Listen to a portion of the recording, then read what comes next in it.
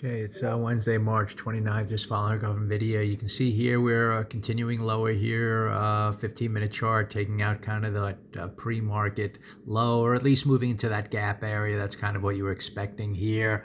I just scaled out of those options at 550. I bought the 270 puts at 480, scaled out of 550 to set up a no-risk trade. They're asking 565 right now.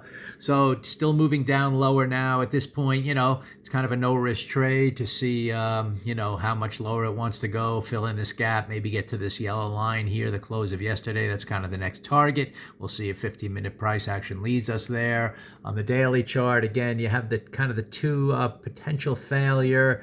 It's just kind of filling in a gap. Until you really get below the midpoint of that day, you're not going to necessarily expect a full collapse. But given the opening price action, it was kind of, it was high probability you were kind of working down to fill that gap for a no-risk trade. We'll see if it turns into a little more, but hard to say at this point. Just have to follow price action. But the next target here is this yellow line. And then, again, we'll see if it stays weak, then we should just get an orderly pause and then maybe a second push down on the day. And we'll just kind of see if it eats into yesterday's range. I mean, you never know for sure.